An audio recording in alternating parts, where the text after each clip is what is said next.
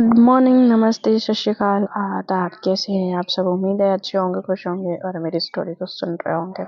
तो चलिए सुनाते हैं आपको मुकद्दर का सिकंदर। और प्रीवियस पार्ट में आपने सुना था कि क्या हुआ था स्टोरी में, क्या सुना था। तो प्रीवियस पार्ट ना देते हुए आगे बढ़े स्टोरी में।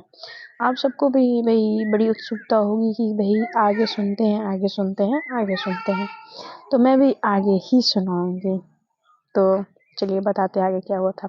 मनीषा जो होती है वो कमरे में एंटर करती है और कमरे में एंटर करने के बाद देखती है कि हमारी जो सनी होते हैं वो सर को टिका के और आंखें बंद करके लेटी होती हैं।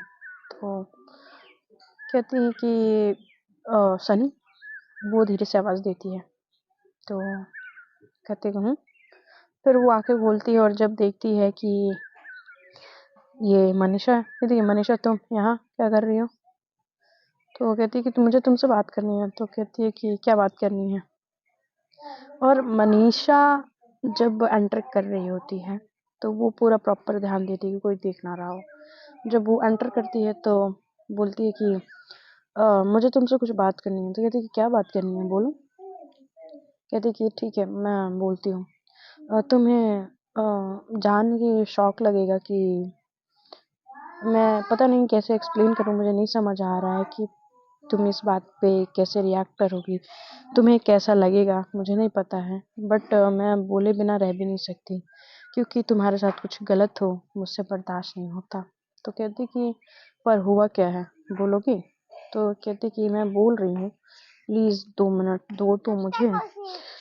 तो 2 मिनट दो तो अब बिना दिए पता नहीं कैसे रिएक्ट करेगी। तो या तुम करोगी और उस बात को कैसे लोगे, कहीं तुम्हें मेरी बातें कुछ कहीं गलत ना लगे। मैं कुछ भी अपने जानबूझ के या अपने दिमाग से सोच के नहीं कर रही, ये सच है। और उम्मीद है तुम इस बात को समझने की कोशिश करोगी। तो कहती है कि ठीक है बोलो क्या बात है। तो कहती कि तुम्हें मुझे कुछ दिखाना था। वो अपना फ़ोन निकालती है और अपने फ़ोन पे कुछ वीडियोस और कुछ फ़ोटोज़ दिखाती है। तो जब वो देखती है तो उसकी आंखें चौड़ी हो जाती हैं और चौड़ी होने के बाद वो अभी कुछ बोलती नहीं है। देखने के बाद कहती कि क्या मतलब है इसका? तो कहती है कि ये जो कंगना है ना, ये जैसी दिखती है वैसी है नहीं, ठीक है। और ये जानबूझ के सब कुछ किए जा रही है और उसका प्लान तुम्हें पता है क्या है? तो कहती है क्या है? तुम्हारी सारी प्रॉपर्टी हथियाने का उसका प्लान है और तुम सबको मतलब तुमको तुम्हारी फैमिली को बेघर करने का प्लान है। तो कहती है कि ओके फिर और उसके बाद वो तुम्हारी कंपनी सारी चीज़ें हथिया लेगी और तुमको घर से निकाल देगी। और उसने तुमसे शादी बहुत सोच समझ के किया है और उसने इसी प्लान के साथ तुम्हारे भाई से भी मतलब अंश से भी शादी करना चाही थी। तो कहती है कि ठीक है आगे। और तुमसे वो प्यार या तुम्हारे भाई को प्यार बिल्कुल नहीं करती थी, इसलिए मुझे उम्मीद है कि तुम मेरी बात को समझ रही हो मैं क्या कहना चाह रही हूँ। तो कहती कि ठीक है तुमने बोल लिया। तो कहती क्या तुमने बोल लिया मनीषा? तो कहती कि हाँ मैंने बोल लिया। तो जो भी तुमने बोला मुझे पहले से पता है, ठीक है। और जो तुम बता रही हो वो मुझे जानने की ज़रूरत नहीं है।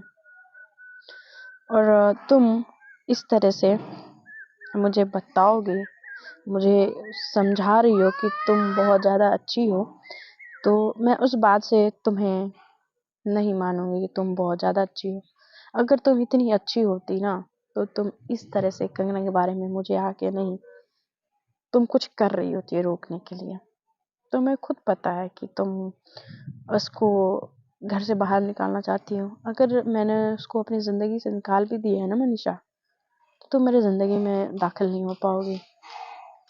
और मनीषा तुम्हें अच्छे से पता है कि तुम मेरी कॉलेज की फ्रेंड हो। मैं तुम्हारे साथ तो बदसलूकी नहीं करना चाहती, तुम्हें अच्छे से पता है। तुमको मैं अपनी फ्रेंड की तरह देखती हूँ, मगर तुम जो ये तुच्छी हरकतें कर रही हो ना उससे मैं बिल्कुल बहुत ज़्यादा ही डिसअपॉइंट हो रही हूँ। प्लीज़ तुम ऐसा मत करो, तुम क्यों कर रही हो? कहती क्या तुम्हें ये सब पता था? तो कहती कि हाँ मुझे पता था, और तुम फिर भी जानबूझ के कंगना के साथ रह रही हो? तो कहती कि हाँ, और हाँ तुमसे एक और रिक्वेस्ट है कि ये जो भी तुमने दिखाया किसी और को मत दिखाना, मेरे घर में तो किसी को नहीं, क्योंकि तुम्हारी बातों पे कोई यकीन नहीं करेगा मेरे अलावा, मुझे छोड़ के। तो तुम जा सकती हो। वो बेड पे बैठे हुए ये सारी चीजें मनीषा को उल्टे ही सुना देती है। मनीषा को बिल्कुल आइडिया ही नहीं होता है कि सनी को सब कुछ पता है। तो कहती कि मुझे बहुत ज्यादा दुख हो रहा है सनी, कि तुमको सब कुछ पता होने के बाद भी तुम कंगना के साथ। तो कहती है कि मैं कंगना के साथ क्या हूँ क्या नहीं हूँ, तुमसे उससे क्या लेना देना, तुम क्या चाहती हो? वो मेरा पर्सनल मैटर है, उसके साथ जो भी है मेरा, मगर तुम क्यों उसमें टांग अड़ा रही हो? कहती तुम्हें पता नहीं है कि मैं क्यों टांग अड़ा रही हूँ? तुम्हें मैं ऐसे बर्बाद होते नहीं देख सकती। तो कहती कि उसकी चिंता मत करो, मैं जो भी करूंगी अपना करूंगी, तुम्हारा इसमें कुछ नहीं जाएगा। तो कहती कैसे नहीं जाएगा? इस प्रॉपर्टी में अंश का भी हक है, और अंश मेरा पति है। तो कहती कि हाँ तुम्हारा पति है, तुम्हारे पति का सब कुछ तुम्हारे पति के पास रहेगा, और तुम अगर किसी से बताने गई भी तो मेरे पास भी एक सबूत है। ठीक है, तो मैं वो दिखाती हूँ। वो अपना फोन निकालती है और एक वीडियो क्लिप दिखाती है। जब वो एक वीडियो क्लिप दिखाती है तो कहती है कि सनी तुम ऐसा नहीं कर सकती। तो कहती कि मैं ऐसा कर सकती हूँ, अगर तुम नहीं चाहती कि ये चीज मैं किसी के सामने रखूं तो तुम चुपचाप यहाँ से चली जाओ और किसी से कुछ भी इस बारे में नहीं कहना। जब ये बोलती है कहती कि अगर तुमने कुछ भी कहा तो मैं ये वीडियो ना सुनहरे अक्षरों में सोशल मीडिया पे पोस्ट करूंगी। तो कहती है कि और ये दिन और ये इस इंसान को तुम कभी भूल नहीं पाओगे। कहते हैं कि तुम इस 2 टके की लड़की के लिए तुम अपनी फ्रेंड को ऐसे कह रही हो। तो कहते कि मेरी फ्रेंड तुम कॉलेज में थी, मेरी फ्रेंड मेरे भाई से शादी करने के पहले थी, तुम अभी मेरी फ्रेंड नहीं हो, मेरी भाभी हो। अभी तुमने सारे रिश्तों को उलट पुलट करके रख दिया है। तो ये जो भी किया है ना मनीषा, तुमने किया है, मैंने नहीं। और तुम नहीं चाहती कि मैं किसी भी हद तक जाऊं या कुछ भी करूं, तो प्लीज यहाँ से चली जाओ। और हाँ अपना फोन दो। वो फोन लेती है और फोन कहती है फोन खोलो, और उसमें से सारे सबूत जो होते हैं ना सब डिलीट कर देती है और कहती है कि हाँ दोबारा से ये चीज नहीं होनी चाहिए। मनीषा का मुंह बन जाता है। उसने तो ये सोच के आई होती है कि आज तो कंगना को घर से बाहर उठा के फेंक देंगे, कर देंगे, वो कर देंगे। उसके दिमाग में ये चीज होती है, बट उसके अपोजिट ही हो चुका होता है। वो आई होती है कंगना के बारे में उसको भड़काने या उसको पे मुद्दा बनाने, बट उल्टा उस पे ही मुद्दा बन चुका होता है। अब वो क्या होगा कैसे होगा, तो सोचती है कि अब क्या करूं मैं। ये तो सुनने को तैयार ही नहीं कमरे के बाहर जाके, और इसको पहले से पता है ये सब कुछ, फिर भी कंगना के साथ इतना सॉफ्टली बिहेव कर रही है। किसी की एक गलती पे ये पहाड़ सर पे उठा लेती है, और इसकी इतनी बड़ी गलती को लेके चुप है। क्यों? आखिर क्यों चुप हो? तुम शनि, तुम ऐसी नहीं हो। तुम इतना कैसे बदल सकती हो? मैं ये बर्दाश्त नहीं कर सकती कि तुम इतना बदल जाओ। मैं तुम्हें बदलने नहीं दूंगी सनी, नहीं बदलने दूंगी। और कहती है कि तुम पहले जैसी थी, मैं तुम्हें वैसा ही करके छोड़ूंगी। और वो वहां से चली जाती है। उसकी बातें कोई सुन रहा होता है, उसकी बातें जो सुन रहा होता है वो खुद कंगना होती है। और कंगना को जब ये अचानक से पता चलता है कि सनी को सब कुछ पता है कि मैं क्या चाहती हूँ, क्या करना चाहती हूँ, फिर भी पर क्यों ये इंसान तो तुरंत किसी की गलती पे निकालने फेंकने लगता है। अचानक से इसको इतना सब कुछ पता है, फिर भी इसने मुझसे कोई सवाल नहीं किया। ऐसे कैसे हो सकता है? और ये मनीषा, इसके पास तो प्रूफ था ना, फिर भी यकीन नहीं किया, कैसे? और वो अब जैसे ही सीढ़ियाँ चढ़ के अपने रूम में जाती है तो कहती है कि सनी, तो कहती है कि हाँ बोलो कंगना। तो कहती है कि मुझे आपसे कुछ बात करनी थी। तो कहती है कि क्या बात है, आज हर कोई मुझसे कुछ ज़रूरी बात करना चाह रहा है, लगता है आज मैं डिमांड में हूँ। तो कहती है कि मजाक नहीं कर रही मैं, सीरियसली। तो कहती है हाँ ठीक है बोलो, मैं सुन रही हूँ। वो अपना सर को थोड़ा एडजस्ट करती है और बोलती है कि क्या तुमको। तो कहती है क्या मुझे? कहती कुछ नहीं। और वो वॉशरूम में चली जाती है। कहती है कि मैं सनू से क्या पूछूं, और जब उसको पता है तो वो मुझे अपने घर से अभी तक निकाली क्यों नहीं? दैट मीन्स कि उसने कागज पे जो साइन किया था वो उसने जानबूझ के किया था। नहीं नहीं नहीं नहीं, ऐसा नहीं हो सकता है। पर अभी तक उसने मुझसे कुछ पूछा क्यों नहीं? वो अपने वॉशरूम में जाके मिरर में खुद को देखने के बाद ये सारे सवाल कर रही होती है खुद से। आखिर सनी के दिमाग में चल क्या रहा है? अचानक से इतना बदलाव कैसे? पॉसिबल ही नहीं है। ऐसे कैसे बदल सकती है? या उसके दिमाग में कुछ और चल रहा है? या प्लीज भगवान जी प्लीज हेल्प मी, ये क्या चल रहा है?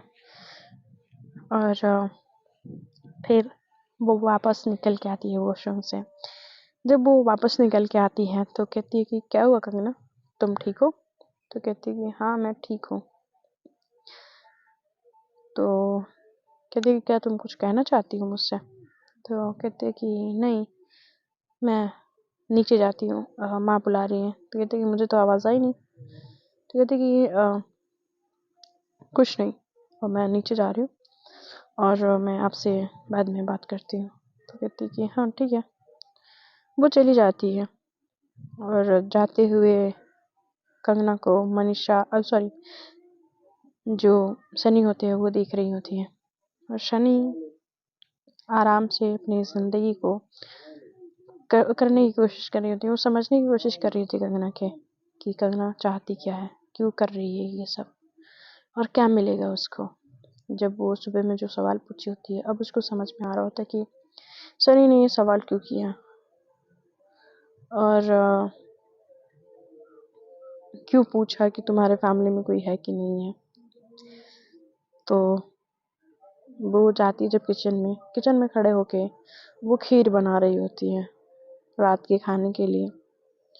और जब वो रात के खाने के लिए खीर बना रही होती, पूरी सब्जी वगैरह बनाई होती है, तो अंश किचन में आता है और कहता है कि वाओ खीर बन रहा है, मेरी फेवरेट। और कंगना जब पलटती है तो कहती है कि हाँ मैं, तुम बना रहे हो तो ऑब्वियसली बहुत खीर में स्वाद होगा और बहुत ही मज़े से मैं खाऊंगा इसको। तो कहती क्यों नहीं देवर जी, बिल्कुल स्वाद लेके खाइएगा, क्योंकि आपकी बीवी ऐसी नहीं बना पाएगी ना। तो कहती कि कंगना ये देवर जी बोलना बंद करो, तुम्हें अच्छे से पता है मैं तुम्हारा देवर नहीं हूँ। तो कहती कि क्यों देवर जी, आज आपको अच्छा नहीं लग रहा? देवरानी जी को बुला दूँ, वो आपके लिए खीर बना देंगी।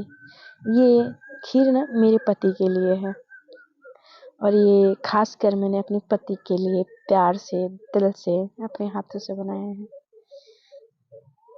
कंगना जब ये बोल रही होती है ना तो उसके चेहरे पे एक तीखी मुस्कान होती है, और जैसे ही अंश ये सुनता है उसके चेहरे से वो खुशी और वो जिस मकसद से वो छेड़ने आया होता है वो उस मकसद से छेड़ नहीं पाता है। और जब वो छेड़ नहीं पाता है तो उसके चेहरे का एक्सप्रेशन चेंज हो जाते हैं कि जब वो अपने पति अपने प्यार से, अपने हाथों से, अपने दिल से अपने पति के लिए बनाया है, ये वर्ड सुनते ही ना उसके कानों में ये वर्ड चुभने लगता है। और जब वो वर्ड चुभ रहा होता है तो वो समझा भी नहीं पा रहा होता कि उसको ये चीज़, मतलब खुद को दिल में वो एक अलग से उसको टीस हो रही होती है कि ऐसा उसने क्यों बोला और किस लिए। वहाँ से वो चली जाती है गैस बंद करके और सबको बुला के लाती है। डाइनिंग टेबल पे सारा खाना रख चुका होता है। कुछ जो उसके घर में नौकर होते हैं वो हेल्प करते हैं खाना लगाने में, और सब लोग डाइनिंग टेबल पे आ चुके होते हैं। सीमा जी, दादी, दादा और उनके पिताजी, चाचा चाची सब लोग आ चुके होते हैं।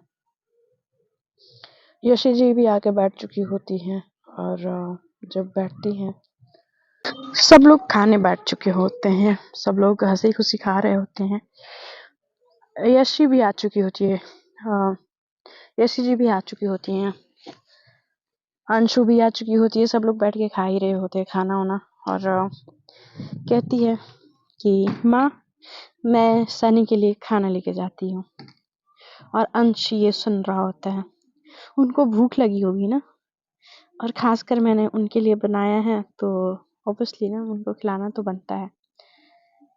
तो कहती है कि हाँ हाँ लेके जाओ। सीमा जी कहती है कि एक वक्त मानना नहीं है, दूसरे वक्त में इतना प्यार दिखाना है। और यशी जी अंश की तरफ देखती हैं। अंश के चेहरे पे दर्द, वो गुस्सा वो दिख रहा होता है। मनीषा बैठी होती है, अंश को शांत कराते हुए उसके हाथ को पकड़ती है और कहती है कि रिलैक्स, कुछ नहीं हुआ है, सब ठीक है। बट उसके इतना सब कुछ करने के बाद भी अंश डाइनिंग टेबल से उठ के चला जाता है। जब वो जा रहा होता तो उसकी माँ पीछे से आवाज दे रही होती, सीमा जी अंश अंश खा लो अंश। और इधर वो प्लेट उठाती है और सनी के कमरे की तरफ चली जाती है। जब वो सनी के कमरे की तरफ जा रही होती है तो सोच रही होती है कि कैसे मैं उससे नजरें मिलाऊंगी, क्या कहूंगी, आखिर मैंने ये क्यों किया।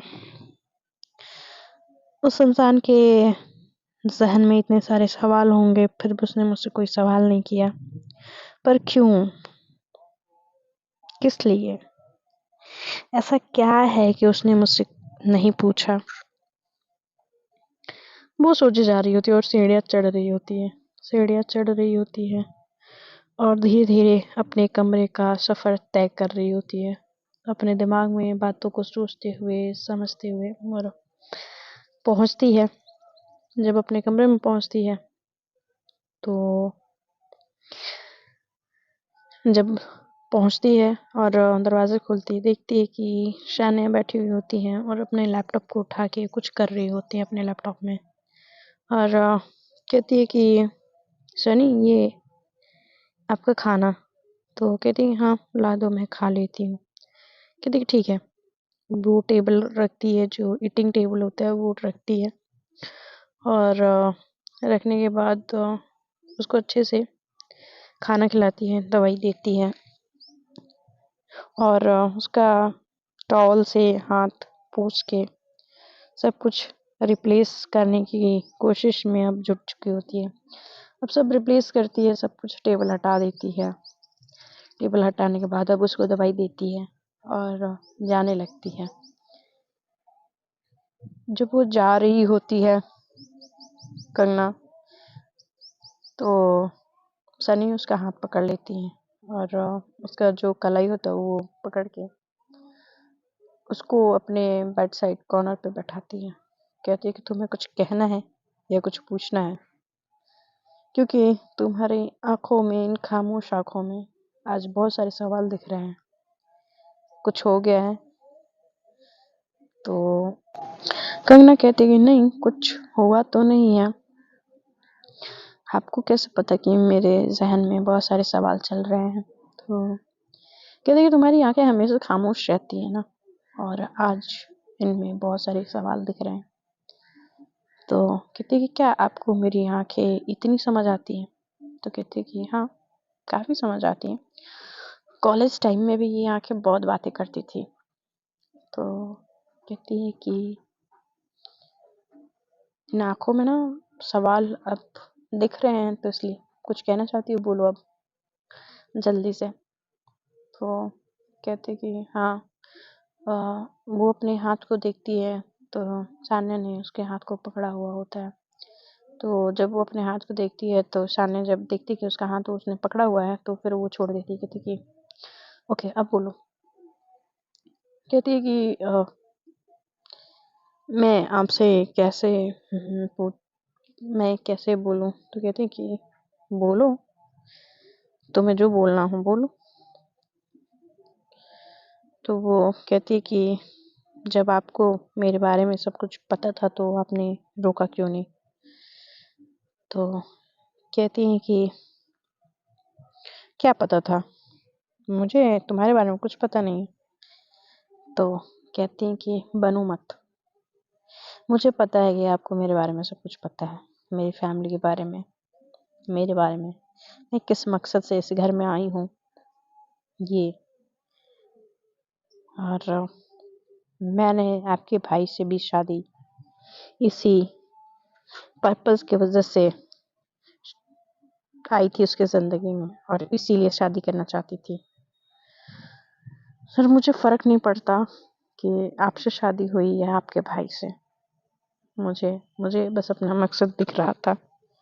बट आपको सब कुछ पता था, फिर भी आपने एक बार भी सवाल नहीं किया, क्यों? तो कहती है क्यों? मुझे सवाल करना था तुमसे।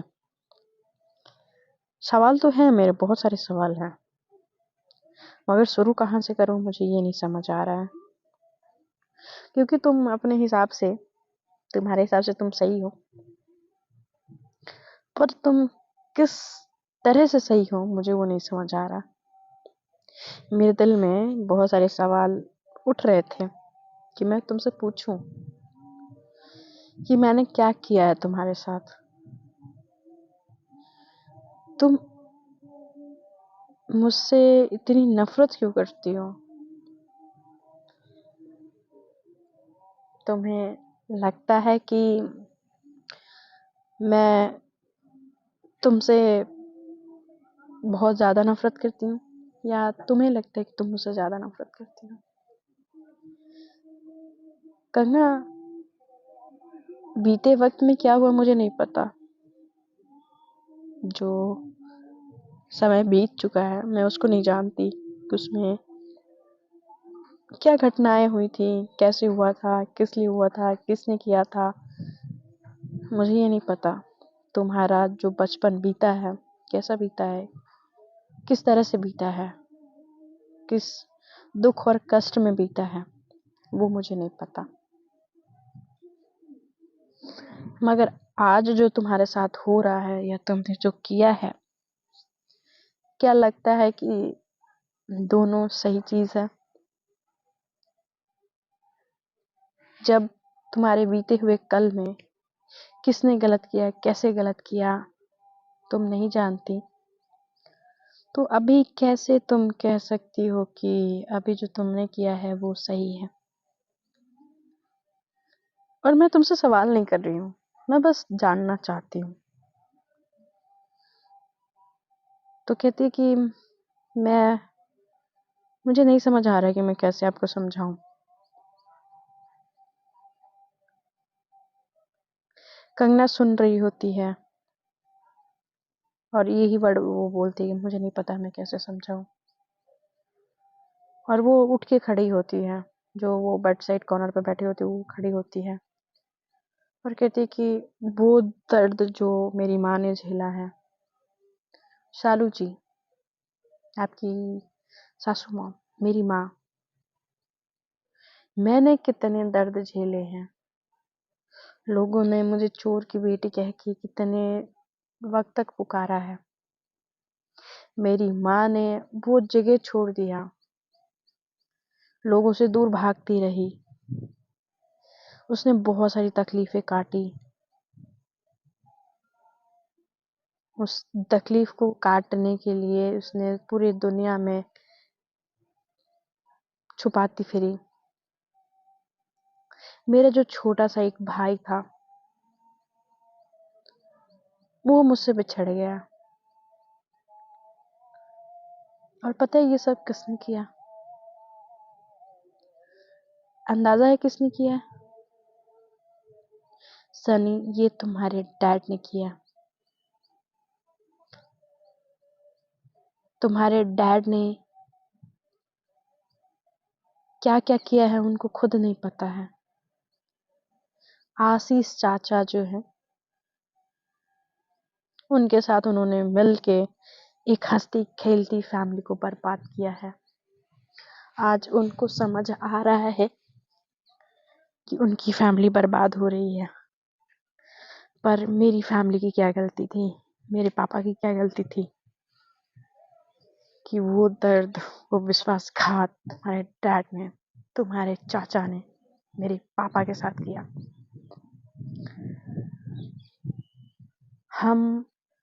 हमारी छोटी सी एक फैमिली उनको दर दर भटकने पे मजबूर कर दिया। मेरे भाई को मुझसे छीन लिया। मेरी एक छोटी सी फैमिली थी जिसमें हम लोग बहुत खुश थे। हमारी जितनी ज़रूरतें थी हमारे डैड उतना पूरा कर देते थे। ये जो तुम्हारे पास ऐशो आराम है ना, ये सब मेरा है। ये तुम्हारी कंपनीज, ये जो तुम इतने आराम से, इतनी आराम की लाइफ में जो जी रही हो, ये सब मेरा है, सब मेरा है। तुम्हें पता है शाश्वत जो तुम्हारे दादाजी है ना, उनके पास कुछ नहीं था। उन्होंने अपने पुरखों का ही पुश्तैनी चीजें संभाल के रखी। मगर ये जो कंपनी चला रही हो, इस कंपनी को मुकाम पे पहुंचाने के लिए इसके पीछे मेरे डैड का मेहनत है, और जिसको तुम सब हथिया के बैठे हुए हो। जब वो बोलती रह रही होती हैं, कंगना जब बोले जा रही होती थी, उनके सीने में उनकी फैमिली के खिलाफ इस तरह से जहर भरा हुआ होता है। जब बोल रही होती है, सानिया बहुत शांति के साथ सुन रही होती हैं। सानिया जो होती हैं उनके अंदर सहनशीलता तो आई ही होती है, मगर सुनने की जो शक्ति होती है वो काफी स्ट्रांग हो चुकी होती है। जब वो इतना सब कुछ, गरीबी, परीक्षा, ये सब बर्दाश्त की होती हैं, तो बहुत कुछ बर्दाश्त करके उन्होंने अपनी लाइफ को इस काबिल बनाया होता है कि वो सबकी चीज़ें सुन सके और उस चीज़ को सही कर सके। पर अब जो होता है, अब बारी उनकी लाइफ की होती है। अब उस लाइफ में क्या क्या उनको बर्दाश्त करना पड़ेगा, क्या क्या सुनना पड़ेगा, अब वो ये सोचे जा रही होती हैं। आखिर ये सब हुआ कैसे? किसने जहर घोला? क्या सच में कंगना के पिता के साथ वर्धन जी ने इतना गलत किया था, या गलत कुछ और है, या कहानी कुछ और है, या कंगना गलत समझ रही है, या जो समझ रही है वो है ही नहीं?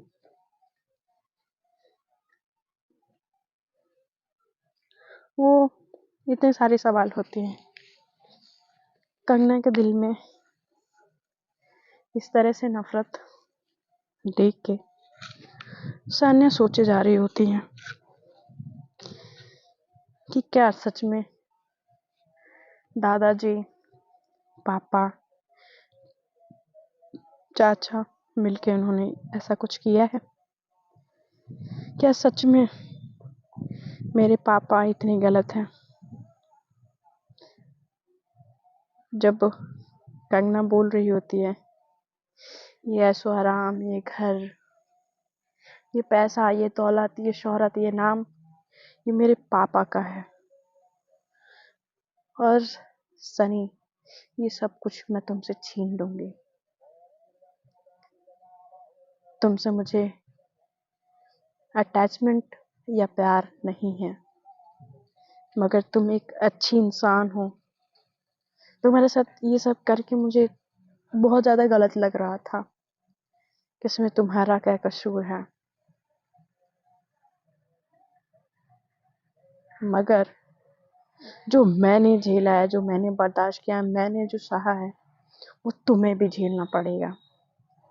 मेरी भी कोई कसूर नहीं था, मैंने भी कुछ गलत नहीं किया था, मगर मैंने ये सब कुछ सहा है, तुम्हें भी सहना पड़ेगा। कंगना बोलती चली जाती है, कहती कि मेरी माँ ने, मेरे भाई ने सबसे ज्यादा सहा है। मेरे पापा ने, जिसने कुछ किया ही नहीं, फिर भी वो जेल की सजा काट रहे हैं। मैं जब उनसे मिली, मैं हमेशा से यही जानती थी कि मेरे डैड है ही नहीं। तुम अच्छी हो सनी, बहुत अच्छी हो, मगर मेरे डैड के सामने नहीं। और जो मेरा है, मैं वो हक अपना लेके रहूंगी। उसके लिए मुझे चाहे जो करना पड़े। तो मुझे अच्छी समझो, बुरी समझो या जो समझो, तुम्हें लगेगा कि मैंने अपने मतलब के लिए तुम्हारा फायदा उठाया है, तुम समझ सकती हो। मुझे उससे कोई मलाल नहीं। मैं उस चीज के लिए कभी तुमसे शिकायत नहीं करूंगी कि तुमने मुझे गलत क्यों समझा गलत, क्योंकि मैं जो चाहती हूँ करके रहूंगी, और वो करने से मुझे कोई नहीं रोक सकता। कंगना जब बोल के चली जाती है कमरे से, सान्या सोच में पड़ जाती है कि इतना जहर, और क्या सच में पापा और दादा चाचा ने मिलके ऐसा कुछ किया है? अगर ये सब कुछ हुआ है तो कैसे हुआ है, और इसकी गलतफहमी मैं कैसे दूर करूं? कैसे मैं दूर कर सकती हूँ? क्या किया है, पिछले वक्त में हुआ क्या है, कैसा दौर था? और ये जो ऐशो आराम, जो शोहरत, जो पैसे हैं, वो किसी और के हैं? क्या मैं किसी और के पैसों पे पलते हुए आ रही हूँ? ये क्या चक्कर है, मुझे ये गुत्थी सुलझानी पड़ेगी। कंगना की गलतियां और गलतफहमियों को दूर करनी पड़ेगी। कुछ तो गलत है, वो अपनी जगह पे सही है, मैं उसको गलत नहीं ठहरा सकती, पर गलती हो कहाँ रही है, कहाँ कुछ छूट रहा है? वो फोन उठाती है और डेविड को फोन करती है, कहती है कि एक मैं तुम्हें इंफॉर्मेशन दे रही हूँ, उसकी पूरी डिटेल निकालो। कहते ही जी मैम, आप सेंड कर दीजिए, आपको कुछ ही घंटों में पूरी इंफॉर्मेशन मिल जाएगी। वो फोन रख देती है और उसको एक मेल करती है। मेल करने के बाद अब वो इंतजार करने लगती है वक्त बीतने का। वो बैठे बैठे घर पे सब कुछ करे जा रही होती है, मगर अचानक से ये तूफान उन दोनों की जिंदगी में आया होता है। क्या क्या उलट पुलट करेगा, वो तो जानने लायक होगा। और आपको मेरी स्टोरी सुननी है तो शेयर सब्सक्राइब कर लीजिएगा और बेल आइकन को प्रेस कर दीजिएगा। और मेरे को एक लोगों ने सजेशन दिया है नई स्टोरी के लिए, तो मैं जल्दी आप सबके सामने वो स्टोरी का थोड़ा सा छोटा सा क्लिप रखूंगी। इस पे अभी अपलोड नहीं करूंगी वो क्लिप आप सबको कि हाँ पसंद आ रहा है कि नहीं आ रहा है, तो उस हिसाब से।